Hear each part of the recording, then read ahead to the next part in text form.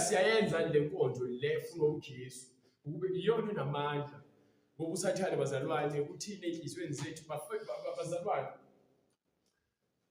Nala indaba lekhona siphila nomhlaba nje sazi izinto zakulomhlaba kakhulu.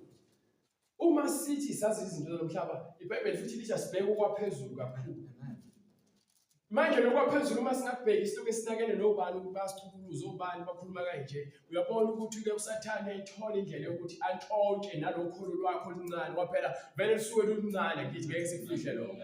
Kepha manje bese ezoloke efaka kakhulu ukuthi obani uzocabanga ukuthi obani bayakuthakatha kuyafika kwesisikhathi kumina ngoba phela kufika izimo kodwa yini mhlambe ngabe ubekhulumeka nje usenze ukuthi ngithi inkosi ngiyacela ungithethele ngoba lokho akuveli kuwena. Kepha usathane ufuna ngidlize ngalento ngize ngikholwe kulo muntu wayenza.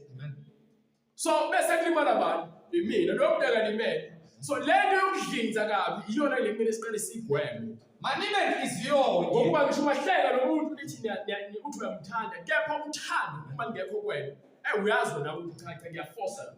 Ningazindli okuphakemeko. Ningazindli okuphakemeko. Kodwa yaneliswani ngokuphansi. Aneliswani yini? Ngokuphansi. So iBhayibheli lithi ke sibheke izinto zaphezulu singabheke zaphansi. Singadlinzi ngokuphakemeko kepha sisaneliswe yilokho okuphansi. Okusho ukuthi iBhayibheli lifuna sibe ngabantu abathobekile nabantu abamukela isimo abaphila kusona ngokuba uNkulunkulu osuke kubeke esimweni.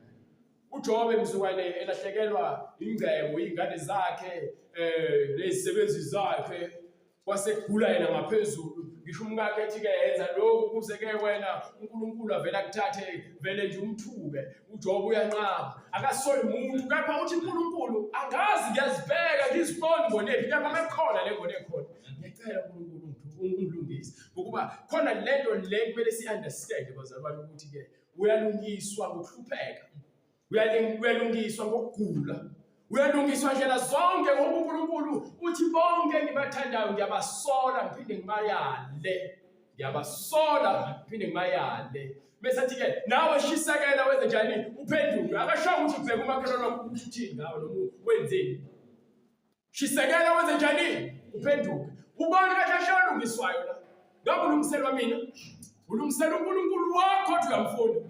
So vuma-ke futhi uNkulunkulu akulungise ngokuba sonke siyenkonzweni eyodwa silana nje bazalwane hlezi ngisho le ndaba le siyafana nezimoto ezolungiswa egaraji.